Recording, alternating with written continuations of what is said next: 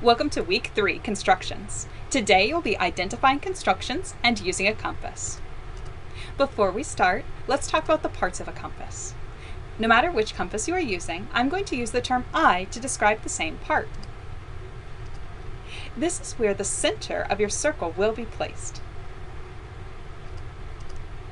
Now let's look at bisecting an angle or line segment and constructing perpendicular lines. Some of the keywords you're going to see are bisect, perpendicular, and midpoint. This can be performed on line segments, lines, or on angles.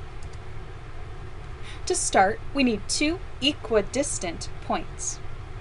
We can make these points with a circle by putting the eye on a given point or vertex. In a line segment, we're already given the 2 points we're going to use. But with our other 3 shapes, we're going to place the eye of our compass on the given point. With angles, the given point will always be the vertex. Now, we're going to draw an arc with our compass and label the intersection as our 2 points. If our line is too short, we can make it longer. Make sure you grab a straight edge. And these 2 points will be our intersection. We can draw the same arc on our angle and our 2 points of intersection. For step 2, we're going to draw a semicircle around one of our points. Be sure that the radius of your circle goes past the apparent midpoint. So in our first shape, we made our compass a little bit longer than where we thought the midpoint was, and we're going to make an arc. Step 3 is to draw a congruent semicircle around the other point. So again, my compass with the same radius, and I'm going to draw a semicircle through the middle again. So in all of these, we're going to choose a radius that is slightly past the midpoint and draw an arc. Then we're going to slide our compass onto the other end point and make another arc. And for all of these, we are now on step 4. We're going to draw a line through where the congruent circles intersect. Okay, so we can see where the 2 circles touch. We can draw a line. Where our 2 arcs touch, we'll draw a line. And where our 2, for this one actually, a little bit different, we can go from the vertex through our point of intersection. Keep in mind, if you needed to inscribe a square, you will draw a diameter, just like the line segment on the left, and bisect it like you did the line segment on the left. Then you will connect the 4 points on the circle. Let's look at copying a segment, copying an angle, and parallel lines now. For this one, you're going to look for the keywords congruent, copy, or parallel. You might see an angle, a line segment like we have on the left, or a line that they want you to draw a parallel line to it. Let's talk segments first. They're a little bit more straightforward. For segments, you're going to place the eye of your compass on one endpoint of the segment. Then, you're going to make your compass large enough that the other side touches the other endpoint. As you can see, my compass, my circle, is large enough that it is touching the other endpoint. Now, without changing the size of our compass, we're going to place the eye of our compass on the new point, that given point, and draw an arc. So we're going to slide our compass over, and we're going to draw an arc, and then we're going to connect our given point to that arc. Yay! We're done! We copied a segment! Now, let's talk angles and parallel lines.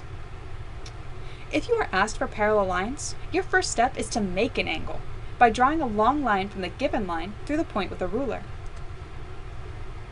We're going to be copying this angle. Now notice, if you were asked to copy an angle, you'd already be given one. Now, we're going to draw a semicircle on the vertex of the angle and a congruent circle on the given ray. So starting on our vertex, we're going to draw a semicircle. And then on our other point, with the same setting of our compass, we're going to draw another arc. Now, we're going to copy the segment that connects the points your circle made onto the new ray. All right, bear with me now. See how these 2 points of intersection hit the 2 rays of my angle? Imagine them as a segment. I want to take that segment and copy it onto my new arc, just like I copied my segment on the left. So what I'm going to do is I'm going to take my compass and make the radius hit the other point of intersection. Then I'm going to slide my compass to the other point and make an arc by connecting our given point to that arc. We're actually going to have a congruent angle and a parallel line. Exciting, right? Kind of cool. It's really amazing how similar all these constructions are. Now we're going to be inscribing an equilateral triangle or inscribing a regular hexagon. This is Miss Atkinson's favorite construction. It's very soothing. If you ever get stressed out during the test, feel free to try inscribing an equilateral triangle. The keywords you're going to look for are inscribe, hexagon, and inside a circle. If you're given a circle, you can set the length of your compass to match the radius of that circle. Otherwise, you're going to take your compass and draw your own circle. Now, your key point, keeping the same radius. Your radius will not change for this entire construction. Keeping the same radius. Draw a semicircle through the interior of the circle, intersecting the circle at 2 points. Because now you can place the eye of your compass on one of these 2 points you made on the circle and draw another semicircle. It does not matter which point you choose. We're going to draw our semicircle. And we're going to continue to make these semicircles until all of our petals are formed. You're going to see what I mean by petals in just a moment. So our eye goes on our next point of intersection. Our eye goes on our next point of intersection. Our eye goes on our next point of intersection. And our eye goes on our final point of intersection.